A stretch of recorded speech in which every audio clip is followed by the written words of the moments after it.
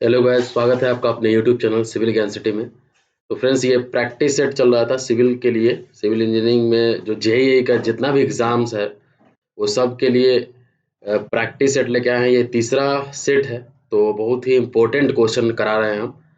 तो आइए देखते हैं क्वेश्चन नंबर फर्स्ट से। The printer ink is an example of, जल्दी से जल्दी इसका आंसर दे दीजिए।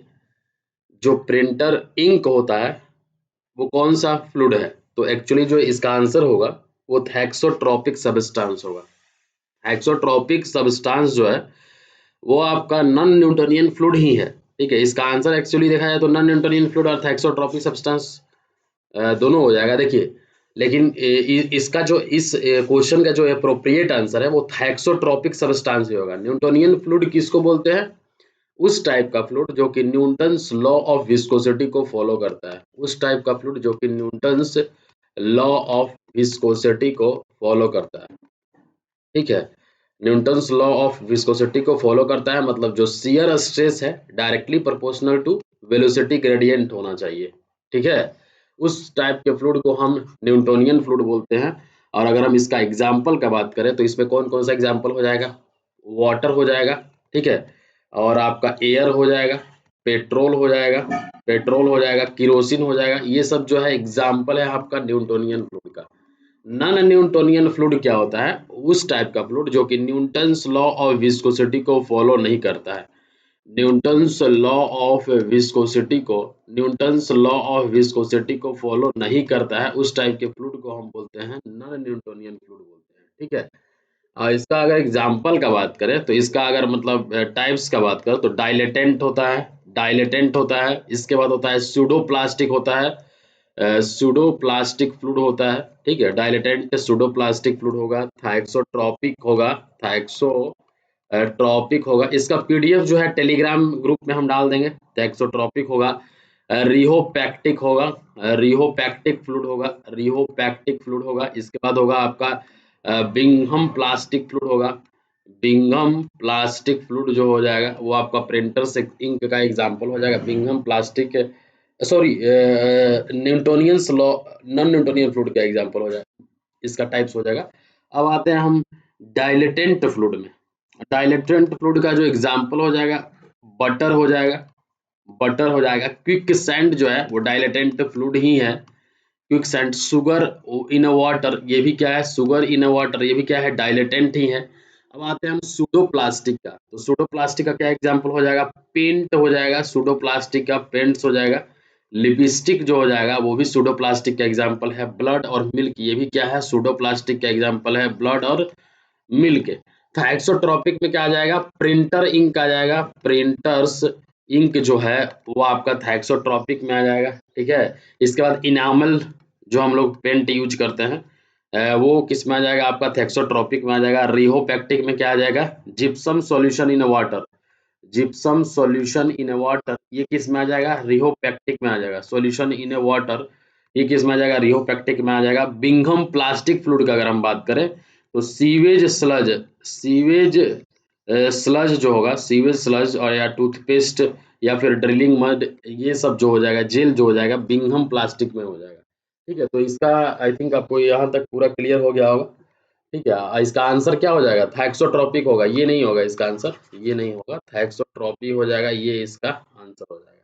ठीक है, नेक्स्ट में आते हैं।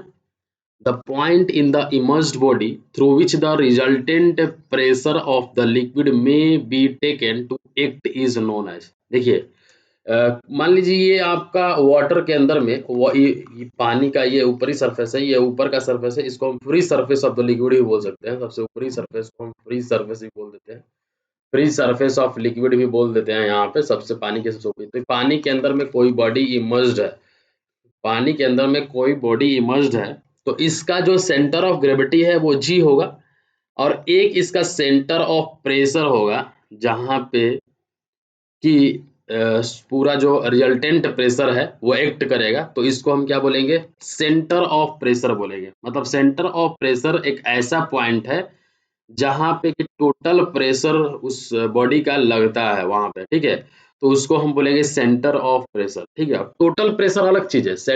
टोटल प्रेशर जो है टोटल प्रेशर क्या होता है? टोटल प्रेशर होता है आपका force exerted by a static fluid, force exerted by a static fluid, force exerted by a static fluid on the surface, on the surface, force exerted by a static fluid on the surface either on curved, either on curved, when the fluid comes in a contact with the surface, when fluid comes in a contact with the surface, fluid comes in contact with the surface, comes in contact with the surface, तो उसको हम क्या बोलेंगे?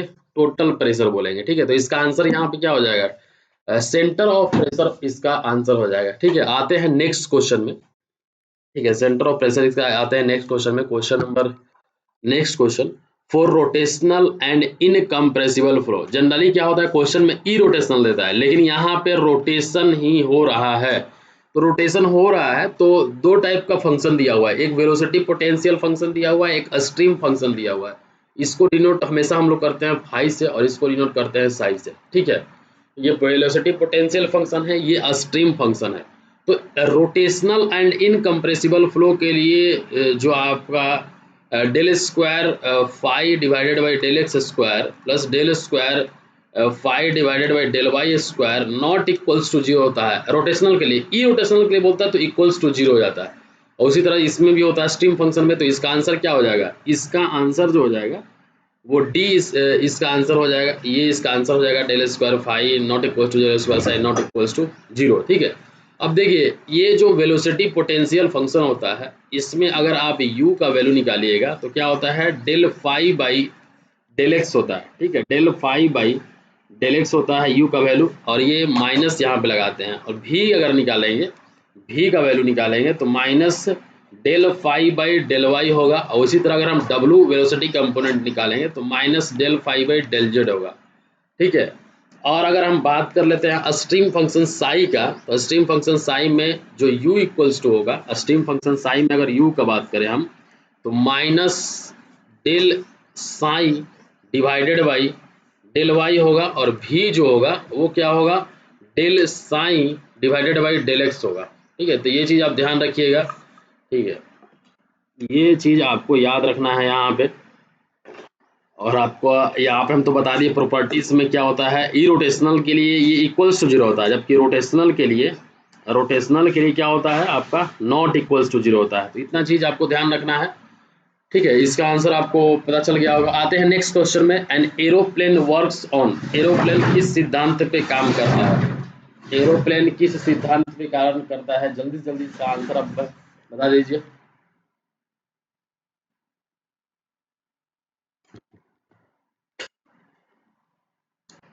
तो इसका answer हो जाएगा, aeroplane जो होता है वो बर्नौलिस प्रिंसिपल पे काम करता है। एरोप्लेन क्या होता है? बर्नौलिस प्रिंसिपल पे काम करता है। ठीक है, बर्नौलिस इक्वेशन तो आपको पता ही होगा। बर्नौलिस इक्वेशन जो होता है वो एनर्जी के कंजर्वेशन के बेसिस पे होता है। बर्नौलिस इक्वेशन जो होता है कंजर्वेशन ऑफ एनर्जी के प्रिंसिपल पे बेस्ड होता है। कंजर्वेशन ऑफ एनर्जी प्रिंसिपल पे बेस्ड है। एनर्जी प्रिंसिपल पे क्या है? बेस्ड है। मतलब इसमें अगर हम बात करें बर्नौलिस इक्वेशन में, तो ये होता है आपका sum of pressure energy plus kinetic energy plus potential energy. ठीक है, ये तीनों का समेशन होता है और ये कांस्टेंट होता है, तो उसको हम बोलेंगे बर्नौलिस प्रिंसिपल। ठीक है, और बर्नौलिस प्रिंसिपल जो फास्टर मूविंग एयर जो होता है, फास्टर मूविंग एयर कोई भी अगर इक्विपमेंट है, जैसे कि आपका एरोप्लेन हो गया, ये किस पे काम करेगा? बर्नौलिस थ्योरम पे काम करेगा।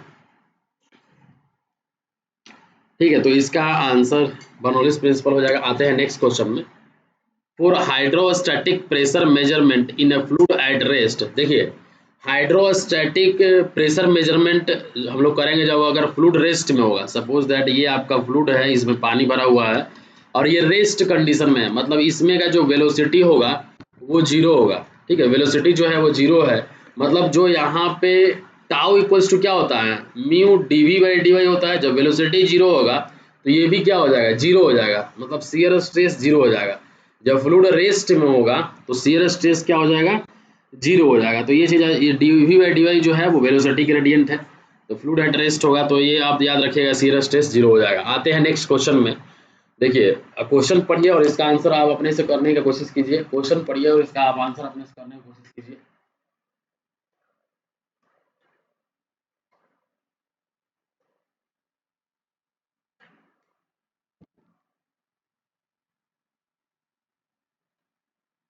सर्कुलर प्लेट दिया हुआ है और 1.5 मीटर डायमीटर है, ठीक है। सर्कुलर प्लेट है, 1.5 मीटर डायमीटर है, वो वाटर के अंदर में डूबा हुआ है, with its greatest and list depth below the surface being 2 meter or 0.75 meter respectively. What is the approximate total pressure on the face of the plate? Face of the plate पे total pressure क्या होगा, ठीक है, total pressure. तो अब देखिए यहाँ पे अब हम ड्रॉ करते हैं डायग्राम। ये आपका सर्कुलर प्लेट है, ये आपका सर्कुलर प्लेट है यहाँ पे, ठीक है। सपोज दैट यहाँ पे एक सर्कुलर प्लेट है, ये कोई भी बॉडी जो है वो इस तरह से अगर हम देखते हैं यहाँ पे, तो जो इसका ये वाला पॉइंट है और एक पॉइंट जो है इसका ये पॉइंट है। ऐसे कोई भी बॉडी मतलब सर्कुलर जो है सबमर्ज्ड है, ठीक है। इसका पॉइंट एक ये है, एक इसका पॉइंट है।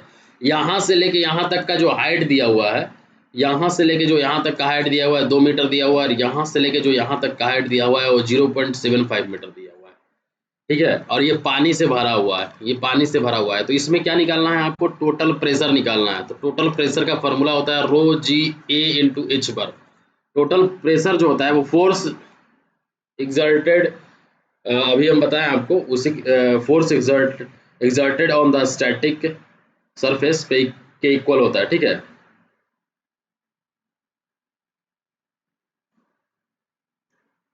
तो यहाँ पे आंसर क्या हो जाएगा, रो जी ए एच बार। तो रो का वैल्यू कितना दिया हुआ है यहाँ पे, रो का वैल्यू 1000 दिया हुआ है।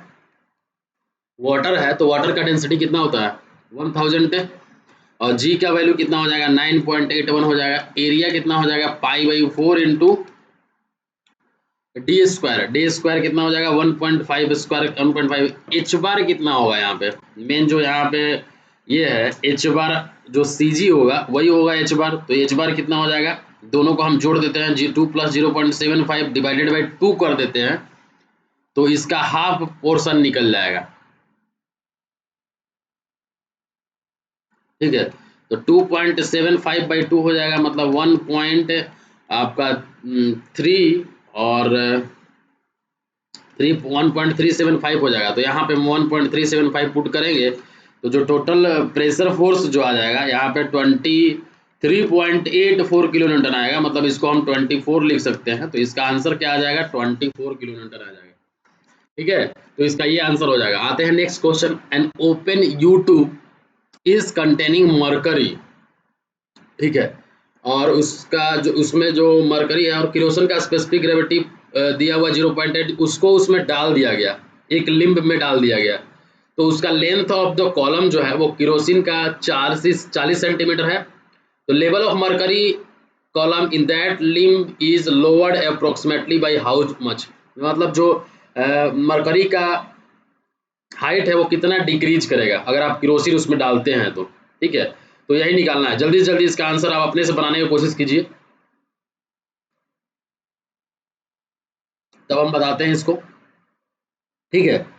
मतलब इनिशियली था क्या, इनिशियली अगर ये यूट्यूब मैनोमीटर है,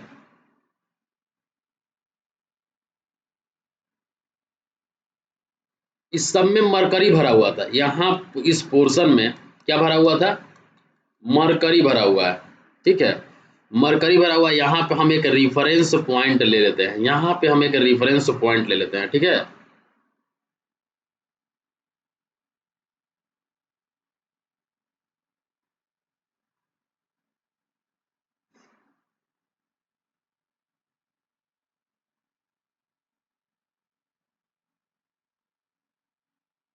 यहाँ पे हम एक रेफरेंस पॉइंट लेते हैं, ठीक है। ये मरकरी से भरा हुआ है पूरा यूट्यूब मैनोमीटर, यूट्यूब, ठीक है। अब इसमें क्या डाल दिया, हम किरोसिन डाल दिए।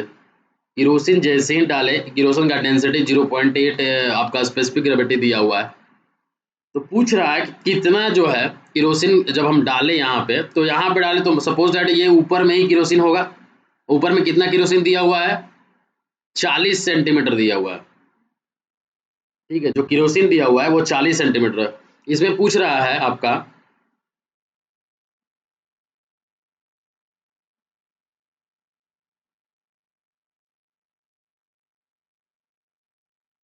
इसमें पूछ रहा है आपसे कि कितना ये लोअर्ड होगा, मतलब यहाँ पे जो हाइट होगा वो कितना ऊपर जाएगा, यहाँ पे जो हाइट है वो कितना डिक्रीज करेगा, यही चीज पूछ रहा है यहाँ पे, ठीक है। अब देखिए, तो इसका हम कैसे बनाएंगे, इसको हम कैसे बनाएंगे जल्दी जल्दी इसका आप अपने से आंसर निकाले कि नहीं निकाले, आप इसने इसका आंसर जो है अपने से निकाल पाए कि नहीं निकाल पाए।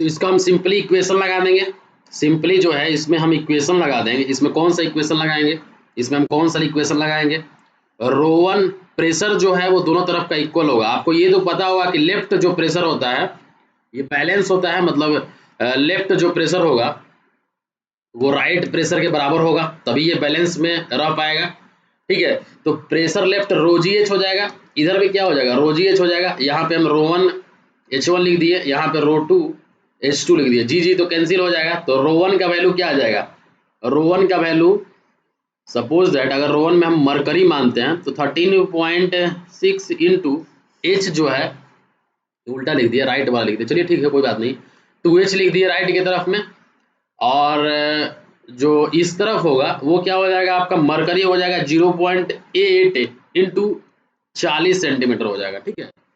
समझ में आ रहा है आप लोगों को।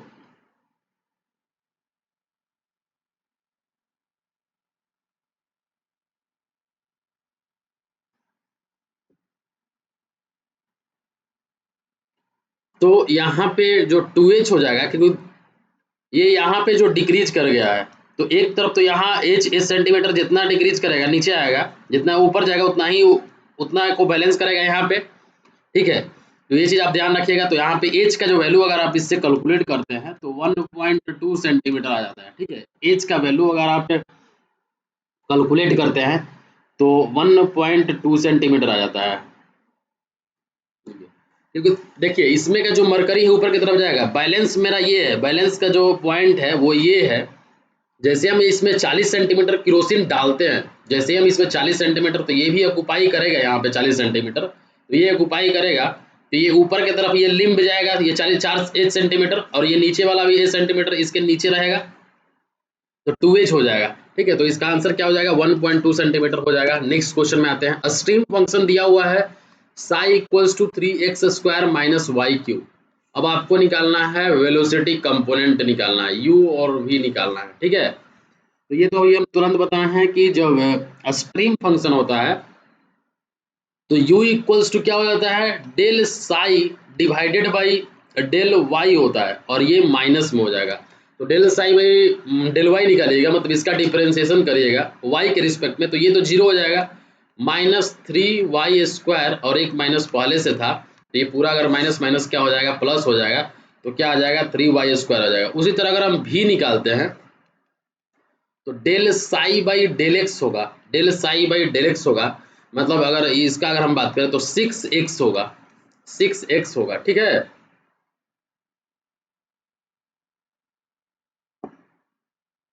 तो यहाँ पे y के जगह पे यहाँ पे ये x है, y है, अगर 2 1 पॉइंट पे निकालना है तो 3 × 1 मतलब 3 हो जाएगा, और यहाँ पे 6 × 2 मतलब 12 हो जाएगा।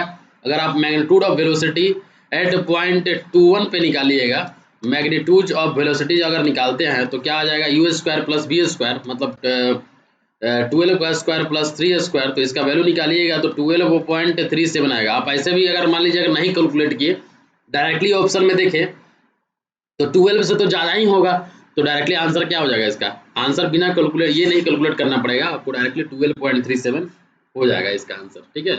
आते हैं नेक्स्ट क्वेश्चन में। कोफिशिएंट ऑफ डिस्चार्ज होता है सी डी इक्वल्स टू क्या होता है, सी सी इंटू सी वी होता है, C D equals to C C into C V. ये जो सी डी है ये कोफिशिएंट ऑफ डिस्चार्ज है, और ये जो सी सी है कोफिशिएंट ऑफ कॉन्ट्रैक्शन है, सी वी जो है कोफिशिएंट ऑफ वेलोसिटी है, ठीक है। तो ये चीज आप सीवी का वैल्यू क्या होता है, सीवी का वैल्यू जो कोफिशिएंट ऑफ वेलोसिटी होता है वी बाई रूट 2GH होता है। और आप बात करें कोफिशिएंट ऑफ कॉन्ट्रैक्शन का तो AC बाई A होता है, मतलब contracted area divided by total area, मतलब जो नॉर्मल एरिया है।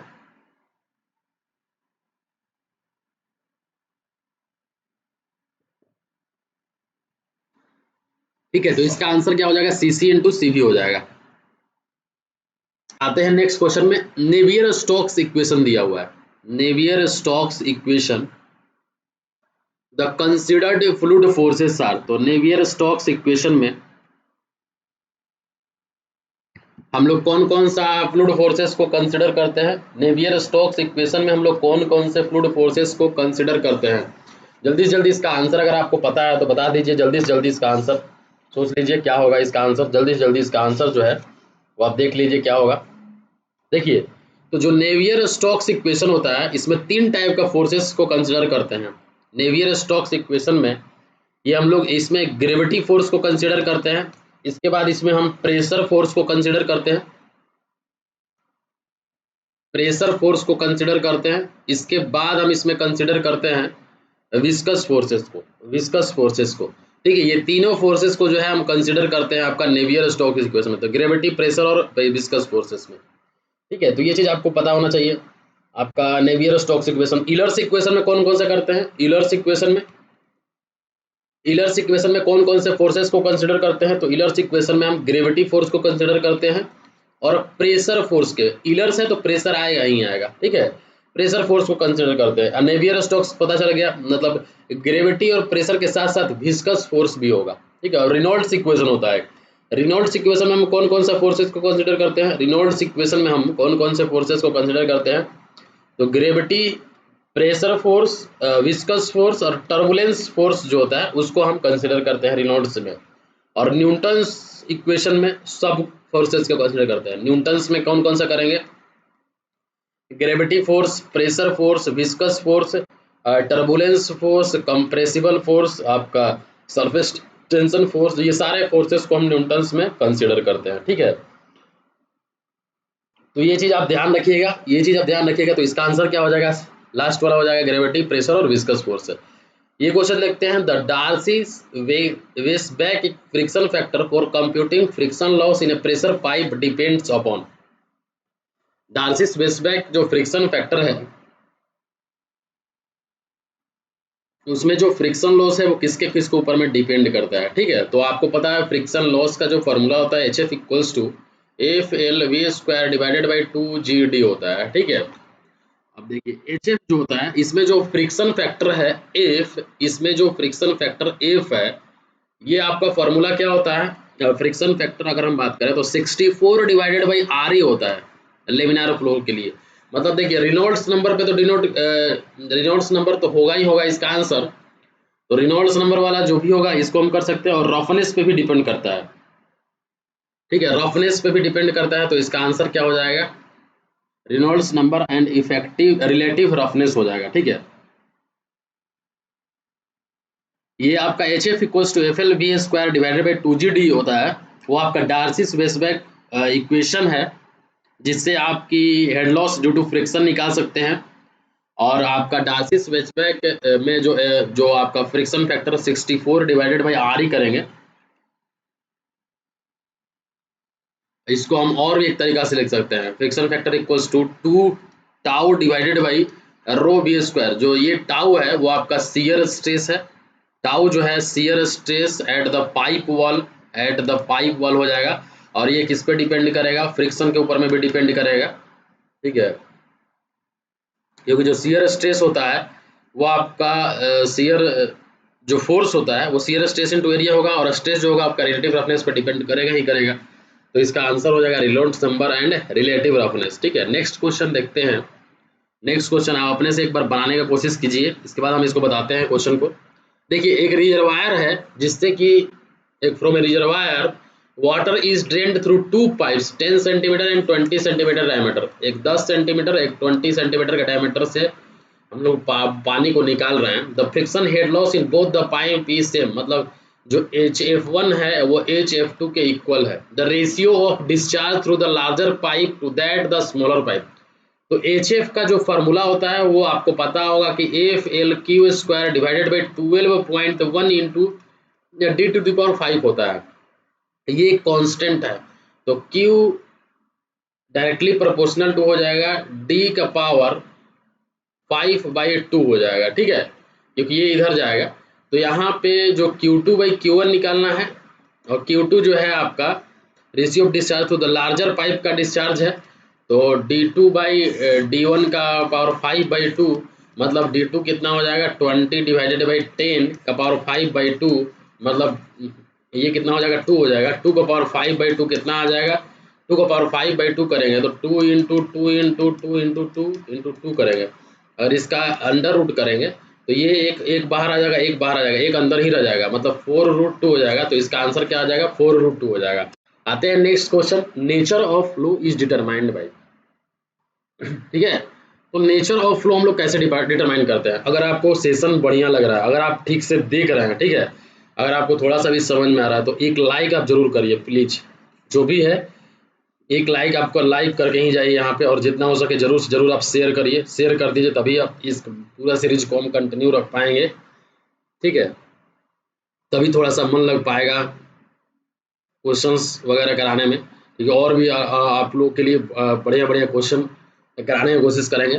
तो नेचर ऑफ फ्लो जो होगा वो किसके ऊपर में डिपेंड करेगा, नेचर ऑफ फ्लो जो होगा वो आपको पता है कि रेनॉल्ड्स नंबर पे ही डिपेंड करेगा, क्योंकि रेनॉल्ड्स नंबर इक्वल्स टू क्या होता है, inertia force by viscous force होता है। Reynolds number equals to inertia force by viscous force होता है, inertia force by viscous force होता है। आप मेरे साथ एकदम बोलते जाइए, इसका फॉर्मूला फटाफट से बता दीजिए, रो VD बाई म्यू होता है और VD बाई न्यू होता है। दो फार्मूला होता है, आपको पता ही होगा, जहाँ पे रो डेंसिटी हो गया, V वेलोसिटी हो गया, D डायमीटर हो गया, म्यू जो हो गया आपका डायनेमिक विस्कोसिटी, और न्यू जो हो गया आपका काइनेमेटिक विस्कोसिटी हो गया, ठीक है। अब देखिए यहाँ पे लेमिनार फ्लो के केसेस में रेनॉल्ड्स नंबर कितना होता है, लेस देन 2000 होता है।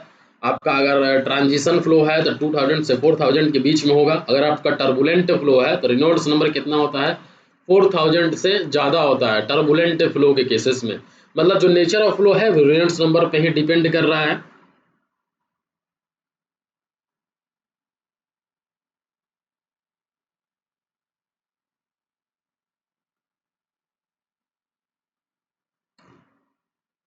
तो ये चीज़ आप ध्यान रखिएगा। और देखिए एक एक चीज़ और आप ध्यान रखिएगा कि अगर पाइप फ्लो हो रहा है तो उसमें अगर एक नॉर्मली लेमिनार फ्लो से भी कम मतलब एक फ्लो में हो रहा है तो रेनॉल्ड्स नंबर वहाँ पे कितना होता है, लेमिनार फ्लो के आसपास, मतलब पाइप में जो फ्लो हो रहा है उसका अगर आपसे कोई रेनॉल्ड्स नंबर पूछ जाए तो 2300 होता है, ठीक है। अगर फ्लो बिटवीन दो प्लेट के बीच में रेनॉल्ड्स नंबर अगर पूछ रहा है आपसे तो कितना हो जाता है आपका 1000 हो जाता है। आपसे अगर आप पूछ दे कि ओपन चैनल फ्लो में कितना होता है तो 500 होता है, और फ्लो किसी भी प्लेट के ऊपर में है तो उस पर कितना होता है 5 × 10⁵ होता है। और आगे से अगर पूछ दे कि स्पेयर में कितना होता है, स्पेयर में तो रेनॉल्ड्स नंबर कितना होता है 1 होता है।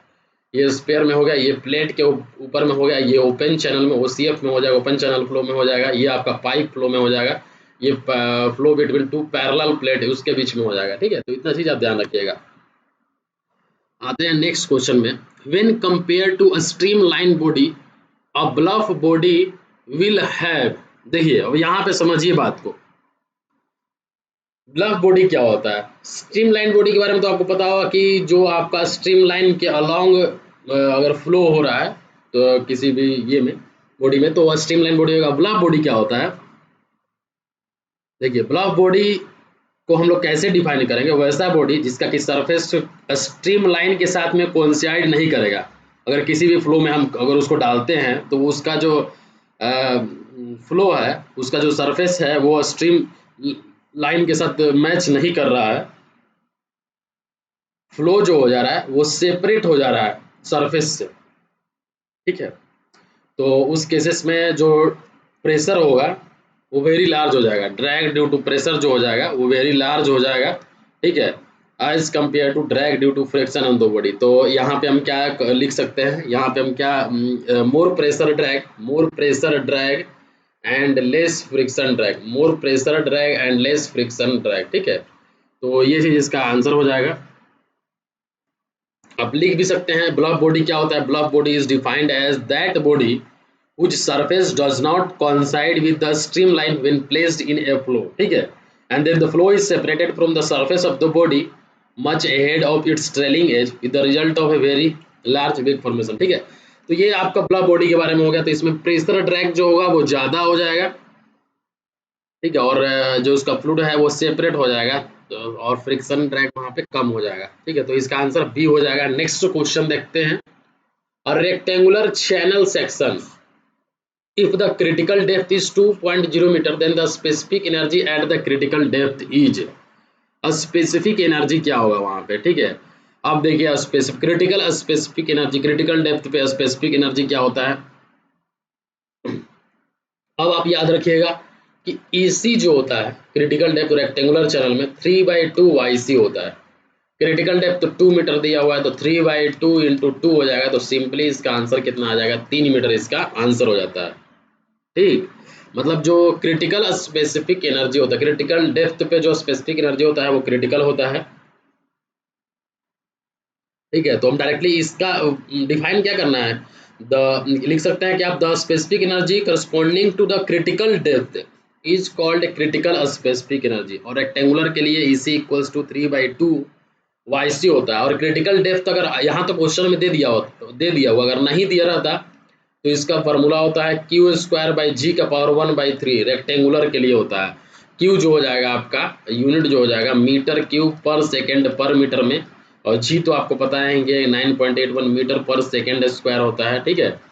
ये इसका हो जाएगा। तो क्रिटिकल डेप्थ इजीली निकल जाएगा। ये रेक्टेंगुलर के लिए ये होता है, ठीक है। अगर आपसे कोई पूछ दे कि ट्रिंगुलर के लिए कितना होगा, ट्रिंगुलर के लिए अगर आपसे कोई पूछ दे स्पेसिफिक एनर्जी, तो आप जानते हैं कितना होगा ट्रिंगुलर के लिए। आप जल्दी जल्दी इसका आंसर सोचिए कि ट्रिंगुलर के लिए कितना होगा। आप बताइए कितना होगा ट्रिंगुलर के लिए, इसी का वैल्यू ट्रिंगुलर के लिए कितना होगा, जल्दी से जल्दी बताइए। नहीं याद है, ठीक है, नहीं याद है तो मैं बता देता हूँ यहाँ पे 5/4 YC, इसको मत भूलिएगा। 5/4 YC होता है आपका ट्रिंगुलर के लिए।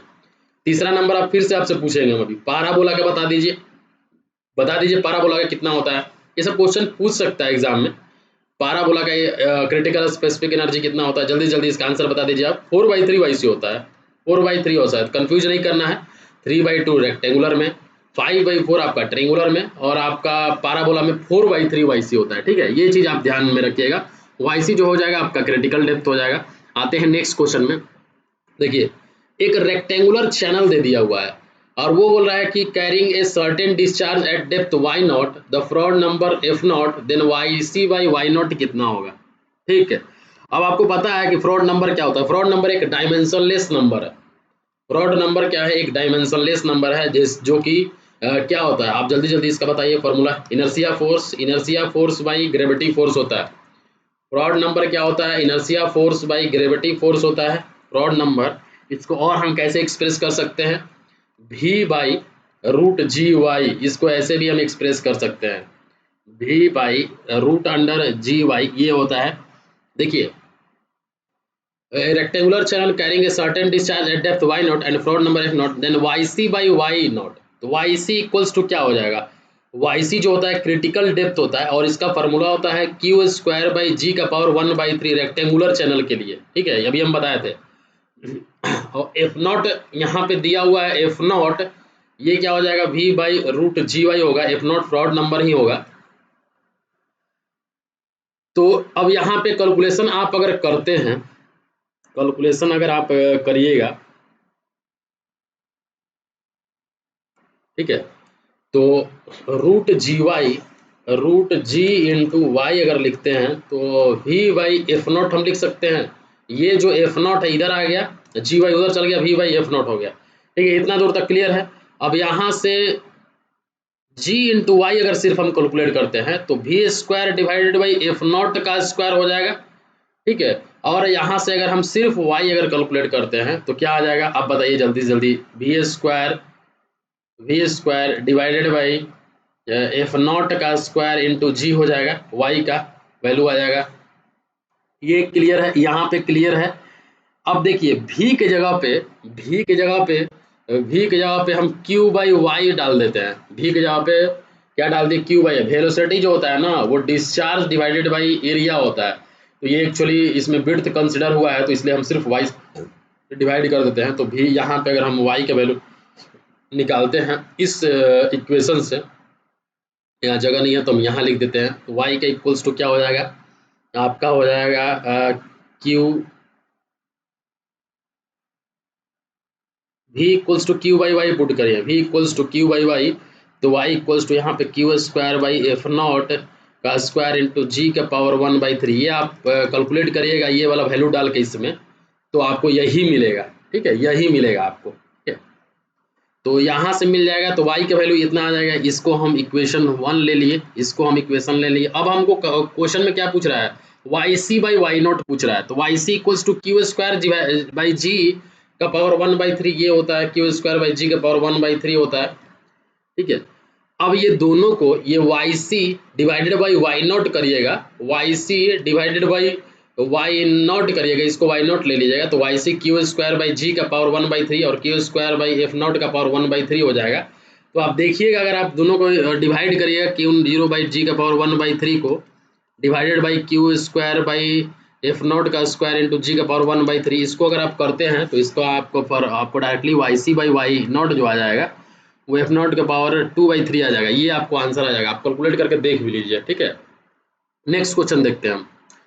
Sudden and turbulent passage of water from a super critical state to sub critical state is known as.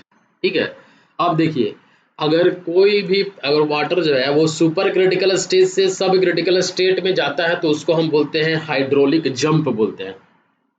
ठीक है, सुपर क्रिटिकल सब क्रिटिकल स्टेज से सुपर क्रिटिकल से सब क्रिटिकल में जाता है। ठीक है, तो उसको हम हाइड्रोलिक जंप कहते हैं। ठीक है, हाइड्रोलिक जंप का एक डिफिनीशन ही होता है, आप याद रखिए। हाइड्रोलिक जंप मतलब पानी में बहुत बड़ा उछाल हो गया है। ठीक है, मतलब हम यहाँ पे लिख सकते हैं hydraulic jump, hydraulic jump occurs when the flow changes from when the flow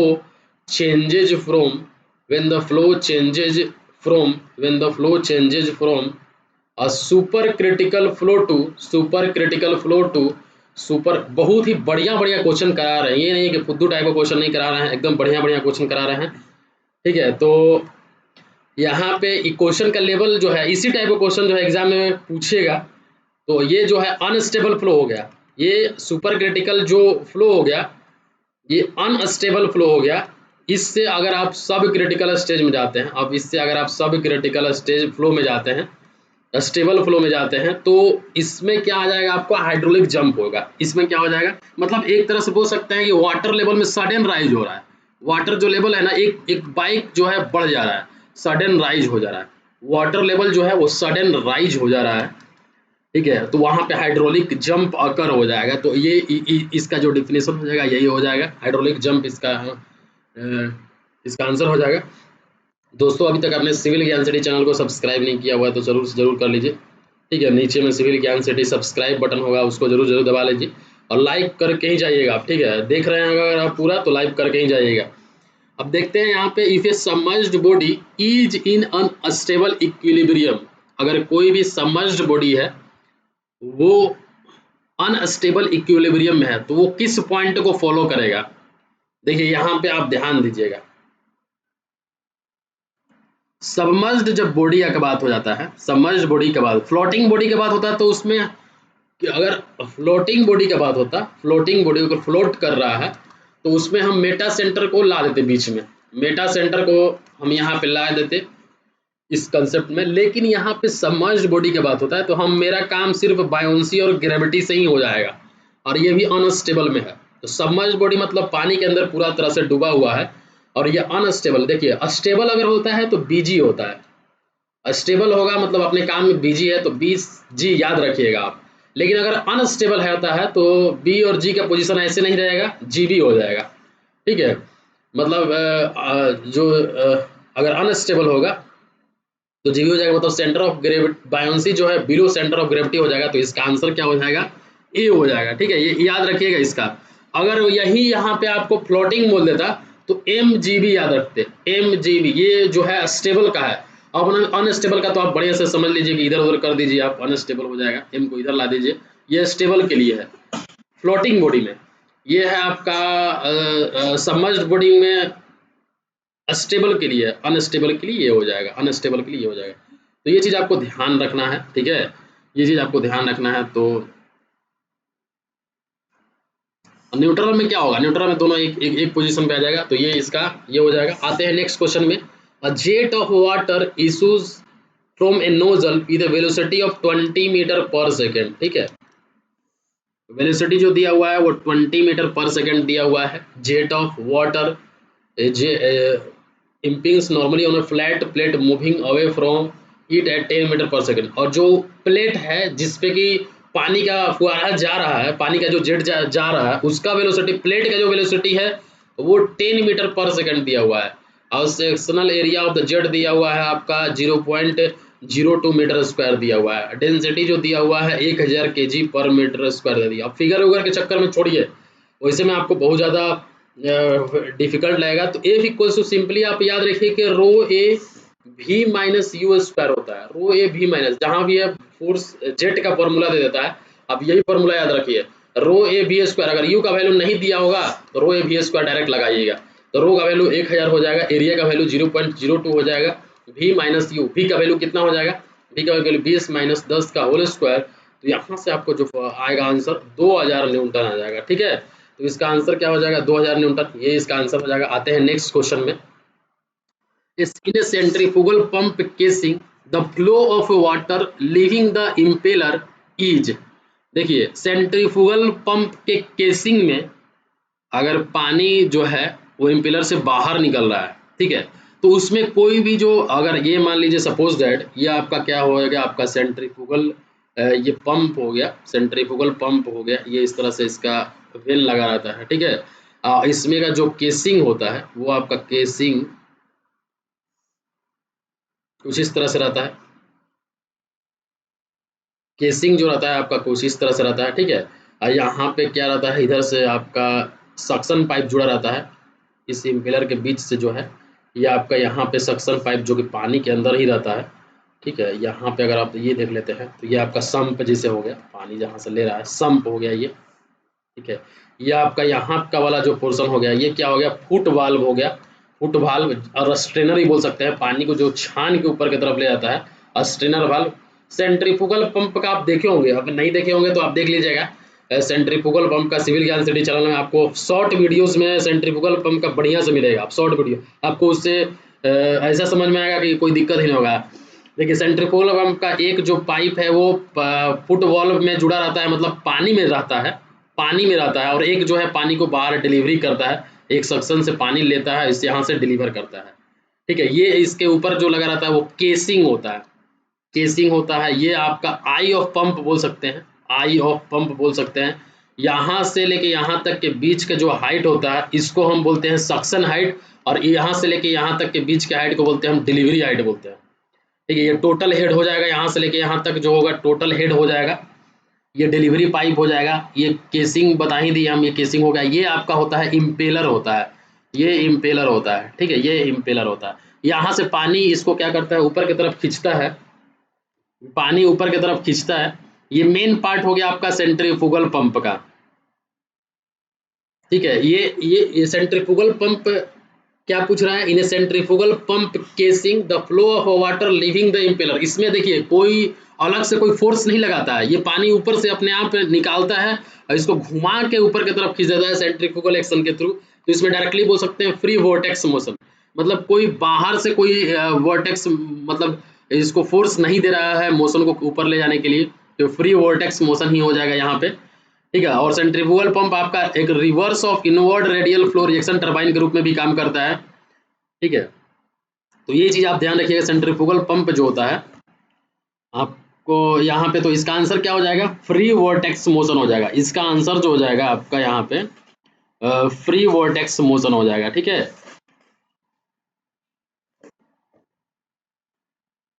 अब आते हैं नेक्स्ट क्वेश्चन में, नेक्स्ट क्वेश्चन क्या बोल रहा है, next question, reaction turbine discharge 30 MQ पर सेकंड। देखिए रिएक्शन टरबाइन है जिसका कि डिस्चार्ज जो है वो 30 मीटर क्यूब पर सेकेंड है, और हेड दिया हुआ है आपको 10 मीटर। यहाँ पे हेड कितना दिया हुआ है, 10 मीटर दिया हुआ है।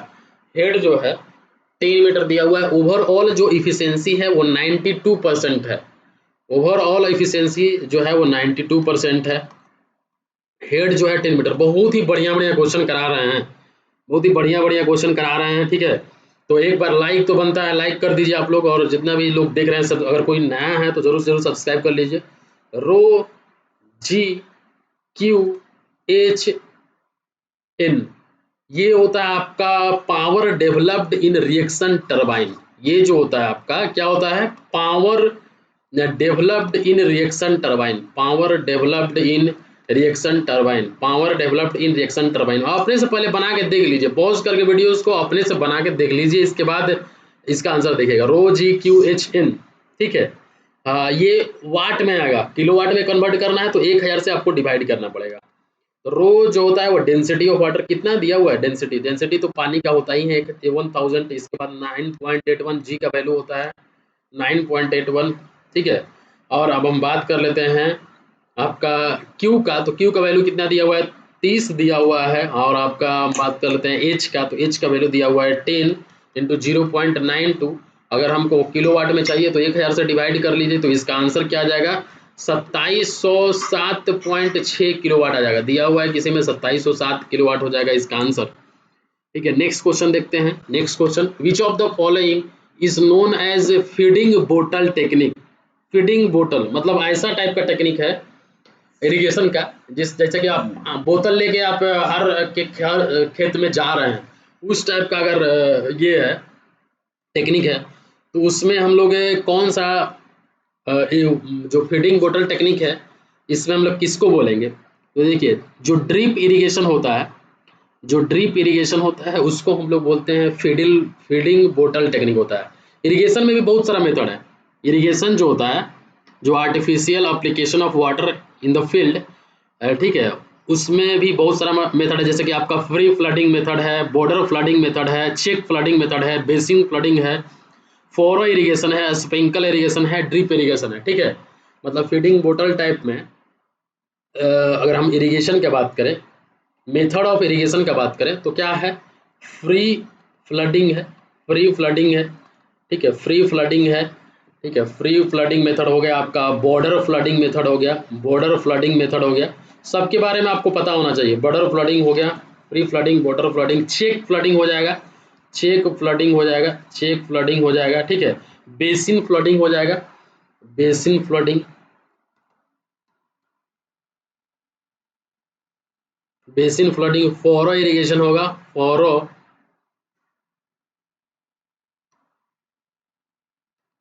इरिगेशन होगा। इसके बाद स्प्रिंकल इरिगेशन होगा, स्प्रिंकल इरिगेशन हो जाएगा, ठीक है। ड्रिप इरिगेशन हो जाएगा,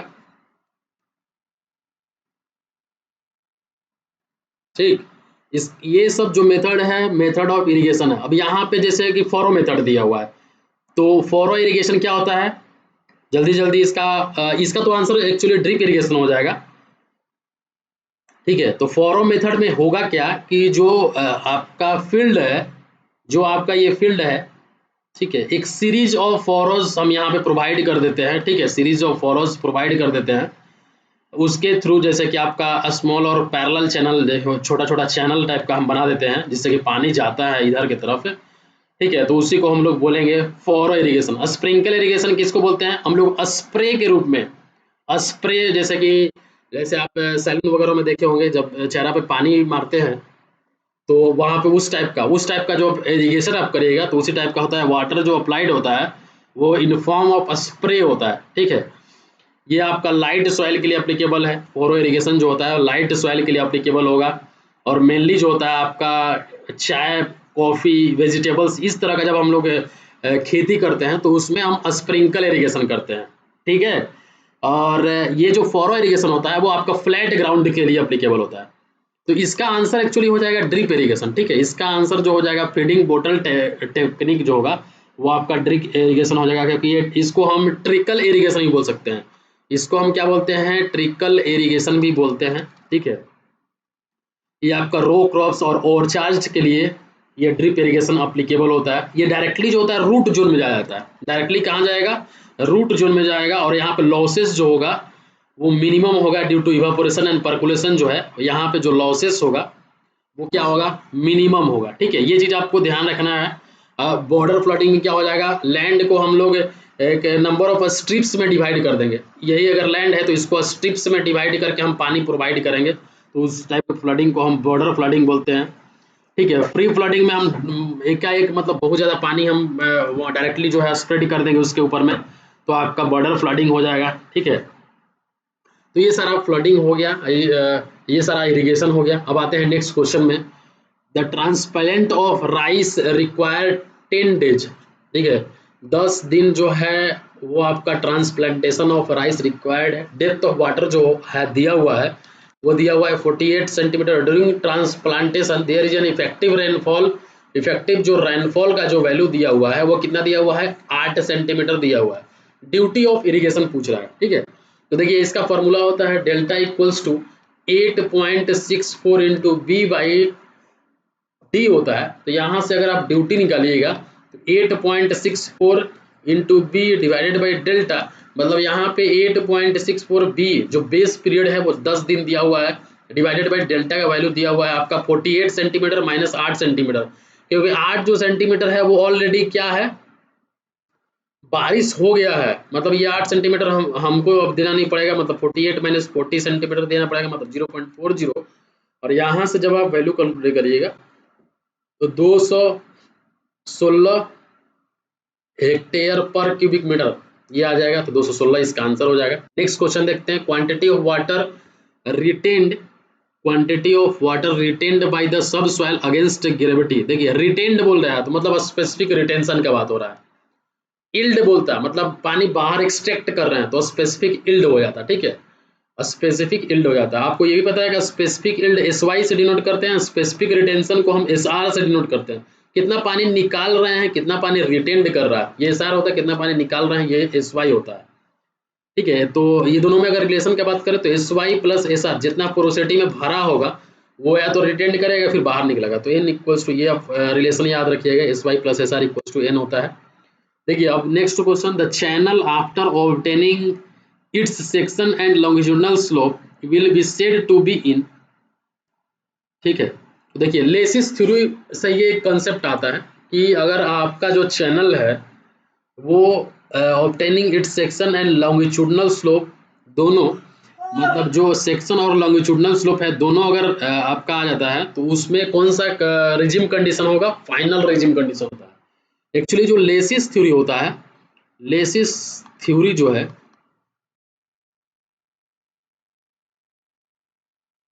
वो आपका डिजाइन स्टेबल चैनल डिजाइन करने के लिए थ्योरी एप्लीकेबल है। Design of stable channel, design of stable channel in alluviums.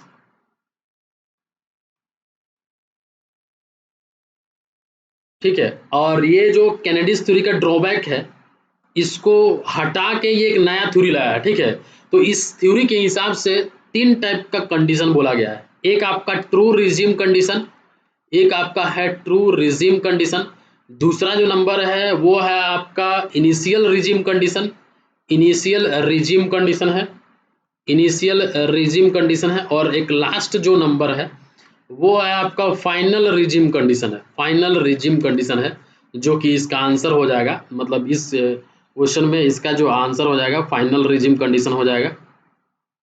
ठीक है, तो इनिशियल जो ट्रू रिजिम कंडीशन है, ठीक है, जो ट्रू रेजिम कंडीशन है इसमें क्या बोला गया है, जो लेसिस है इसने ये बोला है, लेसिस ने ये बोले हैं कि जो आर्टिफिशियल चैनल होगा उस with a fixed slope and a certain section is said to be in a true regime if it follows the following condition.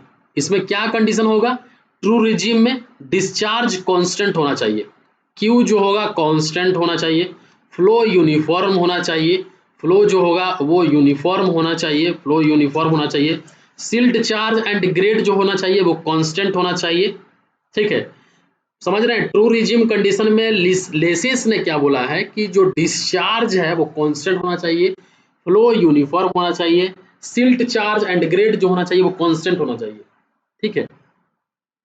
But अगर रियलिटी में देखा जाए तो ये कंडीशन आप फॉलो करा पाइएगा, ये कंडीशन कभी सेटिस्फाई नहीं करेगा, ठीक है।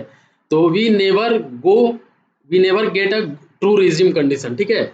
मतलब हम ट्रू रेजिम कंडीशन कभी नहीं प्राप्त कर पाएंगे, तो इसलिए फिर दूसरा ये रेजिम कंडीशन लाया, इनिशियल रेजिम कंडीशन। इसमें क्या बोल रहा है, इसमें ये बोला कि with the increase in the bed slope the depth may also vary but the width of the cross section remains constant. कुछ रिलीफ दे दिया यहाँ पे इस कंडीशंस में, ठीक है। तो इसमें ये क्या बोल दिया कि डिस्चार्ज, सिल्ट ग्रेड एंड जो साइज होगा रिमेन्स कांस्टेंट होना चाहिए।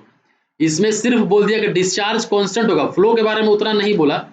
ये बोल दिया कि डिस्चार्ज कांस्टेंट होगा, सिल्ट ग्रेड और साइज जो होगा सिल्ट का वो कांस्टेंट हम मान के चलते हैं, ठीक है। ये आपका इनिशियल रिजिम कंडीशन में ले लिया। फाइनल रिजिम कंडीशन में क्या लिया, ये आपका ultimate state of regime channel है, ठीक है। इसमें क्या बोल दिया कि बेड स्लोप का जो बेड स्लोप है और डेप्थ जो है और साथ ही साथ जो विड्थ है वो सब चेंज करेगा, ठीक है। और इसमें जो शेप माना, ठीक है, जो आपका चैनल का शेप है वो सेमी इलिप्टिकल शेप मान के कर दिया फाइनल रिजिम कंडीशन में, ठीक है। तो ये जो आपका इसमें इस सेक्शन में जो है बेड स्लोप और विड्थ जो है सब चेंज हो जाएगा, तो इसीलिए क्या हो जाएगा, फाइनल रिजिम कंडीशन अचीव करके ही हम लोग जो आपका जो चैनल है वो डिजाइन किए, तो इसका फाइनल रिजिम कंडीशन इसका आंसर हो जाएगा। नेक्स्ट क्वेश्चन में आते हैं, in Bligh's creep theory L by h is called. तो ब्लिक्स क्रिप थ्योरी में जो L बाई एच होता है वो क्या होता है, ठीक है। तो देखिए हाइड्रोलिक ग्रेडियंट I जो होता है वो H बाई एल होता है। हाइड्रोलिक ग्रेडियंट का अगर हम बात करें तो head loss divided by length of creep होता है। अगर इसी का रेसिप्रोकल बात करते हैं तो उसको हम बोलते हैं ब्लिक्स कोफिशिएंट ऑफ क्रिप। ब्लिक्स कोफिशिएंट ऑफ क्रिप हम उसको बोलते हैं, कोफिशिएंट ऑफ क्रिप बोलते हैं इसको, कि हम C से डिनोट करते हैं। C इक्वल्स टू क्या होता है, 1 बाई आई होता है, मतलब L बाई एच हो जाता है। तो इसका आंसर किस में दिया हुआ है, इसमें ब्लिक्स कोफिशिएंट ऑफ क्रिप, ठीक है। तो इसमें हम कोफिशिएंट ऑफ क्रिप ये मार सकते हैं, इसका आंसर C इसका आंसर हो जाएगा, ठीक है। ब्लिक्स क्रिप जो थ्योरी है उसके अनुसार हाइड्रोलिक ग्रेडियंट तो i equals to H by l होता है, ठीक है। और ब्लिक्स जो कोफिशिएंट ऑफ क्रिप जो होता है वो रेसिप्रोकल होता है। अगर इसका जो वैल्यू जो होता है सी का जो वैल्यू होता है वो 5 से लेके 15 के बीच में लाई करता है, 5 से 15 के बीच में लाई करता है। ये किसके ऊपर डिपेंड करेगा, टाइप ऑफ सॉइल के ऊपर में डिपेंड करेगा, ठीक है। टाइप ऑफ सॉइल के ऊपर में ये डिपेंड करता है। अगर आपको पाइपिंग फेल्यूर के अगेंस्ट सेफ्टी देखना है, पाइपिंग फेल्यूर के अगेंस्ट अगर आपको सेफ्टी देखना है तो एल का जो वैल्यू होगा, एल जो रिक्वायर्ड होगा उसका वैल्यू होगा greater than equals to C और एच के बराबर होगा। Greater than equals to C H, greater than equals to मतलब यहाँ पे जो सी जो हो जाएगा इधर चल जाएगा, मतलब L greater than equals to C H होगा, पाइपिंग फेल्यूर से रोकने के लिए हो जाएगा, ठीक है। यहाँ पे देखिए परकुलेशन कोफिशिएंट क्या होता है, परकुलेशन कोफिशिएंट आपका होता है coefficient of permeability divided by, coefficient of permeability divided by आपका हो जाता है पोरोसिटी ऑफ द सॉइल हो जाएगा, मतलब Kp इक्वल्स टू के बाई एन होता है। हाइड्रोलिक ग्रेडियंट तो आपको पता चल गया I equals to H by L हो जाएगा। क्रिप लेंथ सिर्फ एल होगा, यहाँ पे एल बाई एच पूछ रहा है तो कोफिशिएंट ऑफ क्रिप जो है इसका आंसर हो जाएगा, ठीक है।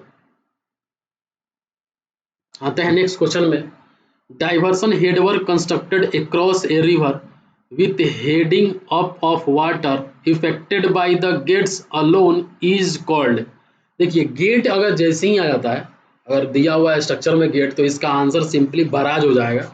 रिवर में गेट नहीं होता है, डायरेक्टली एक स्ट्रक्चर पानी के अंदर में कंस्ट्रक्ट कर देते हैं ताकि ये पानी के जो फ्लो होता है उसको ऑब्स्ट्रक्ट करे और जो फ्लो को मेंटेन कर पाए, वो वियर होता है। लेकिन इसमें गेट नहीं लगा रहता है। लेकिन जैसे ही हम एक हेडवर्क कंस्ट्रक्ट करते हैं रिवर के अलॉन्ग में, जहाँ पे कि वो उसके वाटर के जो वेलोसिटी होता है उसके फ्लो को रेगुलेट करता है गेट के थ्रू, तो उसको हम बराज बोलते हैं, ठीक है। तो इसका जो आंसर हो जाएगा बराज हो जाएगा। ये एक वियर टाइप का ही स्ट्रक्चर है, लेकिन इसमें क्या होता है, गेट लगा रहता है वाटर लेवल को रेगुलेट करने के लिए, ठीक है। और आपका वियर के बारे में तो आपको समझ में आ गया कि एक डायरेक्टली एक स्ट्रक्चर है जो कि स्ट्रक्चर कंस्ट्रक्ट करते हैं, इसमें गेट नहीं रहता है जो पानी के फ्लो को रेगुलेट करता है, ठीक है। और ये पानी हेड रेगुलेटर पानी को डाइवर्ट करने के लिए, एंट्री और ऑफ वाटर, इस पानी को डाइवर्ट करने के लिए हम लोग हेड रेगुलेटर यूज करते हैं। क्रॉस रेगुलेटर आपका होता है स्ट्रक्चर जो कि इंट्रेंस पे ही कंस्ट्रक्टेड होता है। ये फ्लो ऑफ इरिगेशन वाटर जो कैनाल में हम डालते हैं उसके लिए यूज करते हैं क्रॉस रेगुलेटर को। तो इसका आंसर हो जाएगा बराज, जो इसका है इसका आंसर हो जाएगा। ठीक है, अब देखिए यहाँ पे creation of anaerobic condition in the crop root zone may be due to. तो देखिए एनारोबिक कंडीशन हम लोग रूट जोन में मतलब क्रिएट करते हैं। ये क्यों करते हैं? वाटर लॉगिंग के लिए करते हैं। अगर जहाँ पे भी वाटर लॉगिंग का प्रॉब्लम है उस केसेस में हम लोग करते हैं। ठीक है,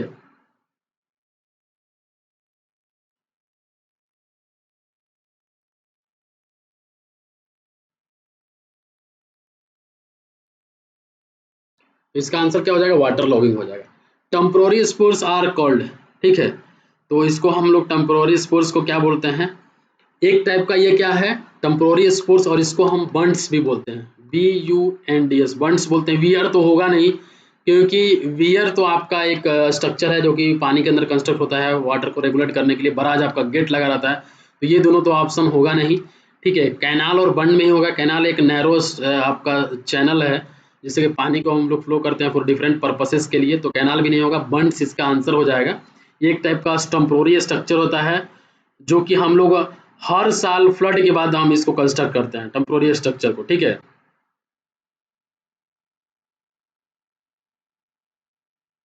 ठीक है, तो बंड्स एक टेम्पोररी स्ट्रक्चर हो जाता है। और जो आपका वियर और बराजेस जो है एक परमानेंट स्ट्रक्चर है। बंड्स को हम लोग हर फ्लड के बाद हम लोग कंस्ट्रक्ट करते हैं। ये पानी के फ्लो को डाइवर्ट करता है एक्चुअली, अगर देखा जाए।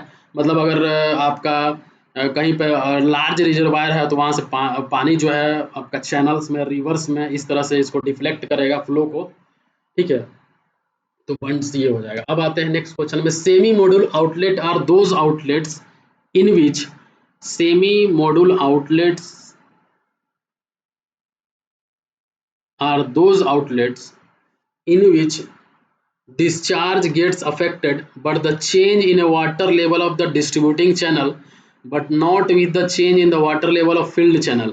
ठीक है, तो ये इसका आंसर हो जाएगा, ये हो जाएगा discharge gets affected. Semi modular outlet वैसा आउटलेट होता है जिसमें कि जो डिस्चार्ज हो जाता है अफेक्टेड हो जाता है, और डिस्ट्रीब्यूटरी चैनल में देखिए तीन टाइप का मॉड्यूल होता है। एक होता है rigid modules.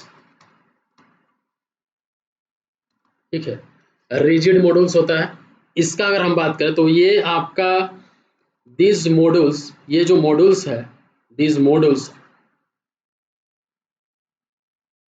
Allow, this module allow constant discharge, constant discharge within reasonable working limits, within reasonable working limits of head irrespective of water level, irrespective of water level, irrespective of water level in the distributary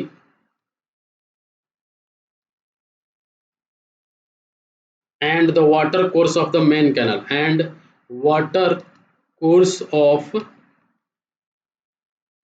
main canal. ठीक है, मतलब जो rigid modules होता है ये, these modules allow constant discharge within reasonable working limits of head irrespective of water level in the distributary and water course of the main canal। ठीक है, ये कांस्टेंट डिस्चार्ज प्रोड्यूस करेगा। फ्लेक्सिबल मॉड्यूल और semi module, flexible module को हम लोग semi modules भी बोलते हैं, फ्लेक्सिबल मॉड्यूल्स को हम सेमी मॉड्यूल्स भी बोलते हैं, एंड सेमी मॉड्यूल्स। इसको क्वेश्चन आता है, ठीक है, ध्यान से देखिएगा। क्वेश्चन आता है this type of modules gives discharge in some characteristics manner. Discharge this type of लिख लीजिएगा आप यहाँ पे, this type of modules, this type of modules gives discharge in some characteristics manner with surface level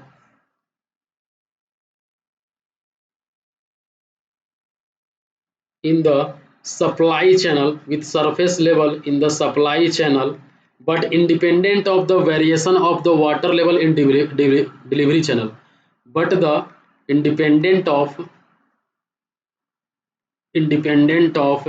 variation of water level in the delivery channel, ये आप लिख लीजिएगा। और नॉन मॉड्यूल आउटलेट क्या होता है, वैसा आउटलेट होता है जो कि जिसमें कि जो डिस्चार्ज होता है वो फंक्शन होता है आपका difference in level between the water surface in the distributive channel and the water course, उसका एक फंक्शन होता है। ठीक है, तो यहाँ पे डिस्चार्ज जो होगा सेमी मॉड्यूलस आउटलेट में डिस्चार्ज अफेक्टेड होगा, but the change in a water level of distributive channel but not not with the change in the water level of the field channel. ठीक है, डिस्चार्ज अफेक्टेड होगा बस ये दोनों को छोड़ के। तो ये आपका हो जाएगा सेमी मॉड्यूल। रिजिड मॉड्यूल में डिस्चार्ज क्या होगा, कांस्टेंट होगा, और नॉन मॉड्यूल में डिस्चार्ज होगा वो फंक्शन होगा आपका किसमें, डिस्ट्रीब्यूटिव चैनल और वाटर कोर्स का जो लेवल होता है वाटर सरफेस लेवल, तो उसका फंक्शन होगा। आते हैं next question. The term base flow denotes, base flow क्या डिनोट करता है, तो बेस फ्लो डिनोट करता है आपका delayed ground water flow reaching a stream, इसको डिनोट करता है। द बेस फ्लो जो होता है, ठीक है, वो किसको डिनोट करता है, delayed ground water flow reaching a stream. ठीक है, तो उसको डिनोट करता है। जो बेस फ्लो का जो सेपरेशन है वो हम लोग 3 मेथड से निकालते हैं, एक आपका straight line method, fixed base method और variable slope method. Straight line method, fixed base method, fixed base method और वेरिएबल स्लोप मेथड, ये तीनों मेथड से हम बेस फ्लो का सेपरेशन निकालते हैं। बेस फ्लो एक क्या है आपका, ठीक है, डिलेड फ्लो है, जो कि डिलेड फ्लो ग्राउंड वाटर है जो कि स्ट्रीम में जाके बैठ अंदर की तरफ चला जाता है। जैसे कि मान लीजिए ग्राउंड सरफेस है, ग्राउंड सरफेस पे जैसे ही पानी जाता है, पानी इस पे नीचे की तरफ आता है, तो ये क्या होगा, नीचे की तरफ परकोलेट होगा, परकोलेट होके ये पानी धीरे धीरे धीरे धीरे अगर ज़्यादा वेलोसिटी के साथ आएगा तो ये जाके ग्राउंड वाटर में जाके रह जाता है, ग्राउंड वाटर में जाके ये पानी चला जाता है। तो ये क्या है, एक बेस फ्लो कंस्ट्रक्ट करता है। बेस फ्लो जैसे पानी का एक पूरा लेयर ही बन जाता है यहाँ पे, नीचे अगर डीप ग्राउंड में जाएगा तो delayed ground water flow reaching मतलब बहुत ज़्यादा अंदर चला गया, जब तक इसे वो बाहर ना निकाले, ठीक है, किसी तरह से अगर इसके आगे की तरफ नहीं जाने का रास्ता है, वाटर स्केप नहीं कर रहा है, तो नीचे जाके बन जाएगा। ठीक है, तो उसी को हम लोग क्या बोलते हैं, बेस फ्लो बोलते हैं। ये रन ऑफ में नहीं जाएगा, ये आपका जो रन ऑफ होता है उसमें बेस फ्लो नहीं जाएगा, ये क्या है, ये आपका डायरेक्टली ग्राउंड वाटर में जाके मिल जाएगा। ठीक है, तो ये इसका ये आंसर हो जाएगा। नेक्स्ट क्वेश्चन देखते हैं। विच of the following is an objective of aeration of water. देखिए एरेशन एक प्रोसेस है जिसमें कि हम पानी को एयर के कांटेक्ट में लाते हैं, पानी को एयर के कांटेक्ट में लाते हैं जो ताकि जो ये पानी है वो ऑक्सीजन को ऑब्जर्व कर ले और जो उसमें का इम्प्योरिटीज है वो उसको रिमूव कर ले। एरेशन क्या हो गया, मतलब ऐसा प्रोसेस है जिसमें कि हम पानी को एयर के रिस्पेक्ट में लाते हैं। जैसे कि ग्राउंड वाटर जो होता है ना उसमें ऑक्सीजन का कमी होता है, तो ग्राउंड वाटर के केस में हम लोग क्या करते हैं, एरेशन करते हैं ताकि उसमें का जो इम्प्योरिटीज है वो रिमूव हो पाए, मतलब to remove taste odours from the gases produce due to organic decomposition to increase the carbon dioxide content. ये तो गलत हो जाएगा क्योंकि ऑक्सीजन कंटेंट को बढ़ाने के लिए हम लोग एरेशन करते हैं। टू प्रिजर्व हाइड्रोजन सल्फाइड, ये भी नहीं होगा। To decrease the dissolve oxygen content of the water, ये भी नहीं होगा। तो इसका ये क्या करता है, अनडिजायरेबल गैसेस जैसा कि कार्बन डाइऑक्साइड को करता है, रिमूव करता है, लेकिन यहाँ तो इंक्रीज बोल रहा है, तो ये तो पूरी प्योर गलत हो जाएगा। हाइड्रोजन सल्फाइड इसको भी क्या करता है, हाइड्रोजन सल्फाइड इसको भी रिमूव करता है। वोलेटाइल्स लिक्विड जो वाटर के अंदर होता है उसको रिमूव करता है। ऑर्गेनिक इम्प्योरिटी जैसा कि आपका अल्गेस प्लैंकटन जो वाटर के अंदर होता है उसको रिमूव करता है। डिजोल्व मिनरल जो कि आयरन और मैग्नीज जो होता है पानी के अंदर में उसको रिमूव करता है। ऑक्सीजन का कंटेंट को क्या करता है, बढ़ाता है, ऑक्सीजन के कंटेंट को बढ़ाता है। टेस्ट और ऑर्डर को क्या करता है, रिमूव कर, मतलब जो टेस्ट और ऑर्डर्स जो है वो खराब अगर है तो उसको क्या करेगा, रिमूव करेगा। तो ये इसका आंसर हो जाएगा B. Which of the following is an objective of aeration, same चीज हो गया, टू रिमूव टेस्ट है। The function of governor in a turbine is, the function of governor in a turbine is, इसका क्या हो जाएगा,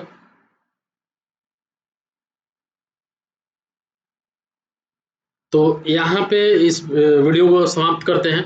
दोस्तों जितना हो सके वीडियोज़ को शेयर करिए, और अगर आप चैनल पे फर्स्ट है तो सब्सक्राइब कर लीजिए, और वीडियो अच्छा लगता है तो लाइक ज़रूर करिए। अब इस क्वेश्चन सीरीज़ को यहीं पे समाप्त करते हैं, नेक्स्ट में हम देखते हैं इसको और कराएंगे।